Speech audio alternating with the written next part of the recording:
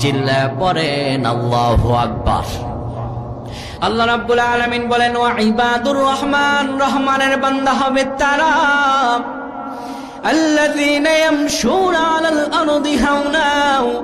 এক নাম্বার তাদের গুণাবলী হলো তারা যখন সমাজে রাস্তাঘাটে হেঁটে যাবে নম্র ভদ্রভাবে হেঁটে যাবে, উচ্ছৃঙ্খলতা করবে না। দুই নাম্বার গুণাবলী হলো ওয়া ইযা খাতাবাহুমুল জাহিলুনা ক্বালু সালামা। এই রহমানের বান্দাদের সঙ্গে যদি কোনো মূর্খ, যদি কোনো বর্বর, যদি কোনো রাগী, যদি কোনো বদমেজাজি ব্যক্তি তাদের সঙ্গে ঝগড়া লাগতে আসে, তারা ঝগড়া লাগবে না, তার সঙ্গে গালাগালিতে মেতে উঠবে না।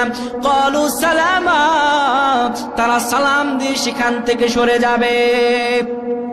দেখবেন সমাজের মাঝে এক শ্রেণীর লোক আছে, আপনি যতই ভালো থাকতে চান আপনারে ভালো থাকতে দেবে না, আপনার সঙ্গে ঝগড়া লাগতে চাইবে, এমন লোক আছে না নাই?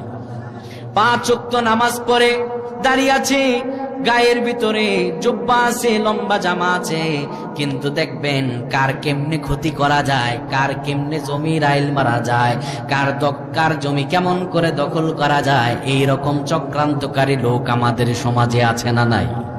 আল্লাহ বলেন এদের সঙ্গে যখন তর্ক বিতর্ক হবে তারা তর্কে জড়াবে না। ক্বালু সালামা, সালাম দিয়ে বিদায় নেবে। কার আদেশ? জোরে বলেন, কার আদেশ? আল্লাহর আদেশ। এক নাম্বার গুনাহবলী কি? আল্লাযীনা ইয়ামশুনা আলাল আরদি হাওনা।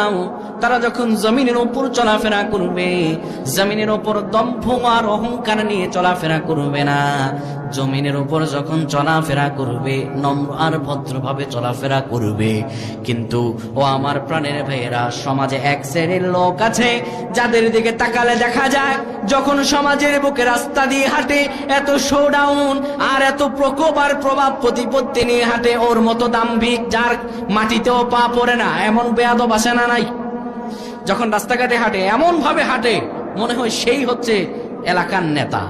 এলাকার বড় নেতার যত না ভাব, পাতি নেতার তার চাইতে 10 গুণ বেশি ভাব, ঠিক কিনা? এই তো আসতেছি ইলেকশনের সময়, কয়দিন পরে দেখবেন রাস্তাঘাটে কেমনে জ্যাম লাগে।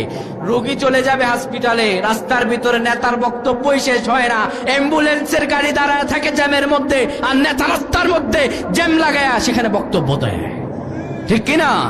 রোগী মারা যায়। আহারে আমাদের দেশের সমাজ, এটা তো একটা। নাম্বার 2, কিছুদিন পরে দেখবেন ভিআইপি ধরনের এক ধরনের লোকেরা আবির্ভূত হবে। যখন সরকার নির্বাচন হবে, গত স্বৈরাচারের আমলেও ভিআইপি নাকি যাবে রাস্তা দিয়ে, এই ভিআইপি যাবে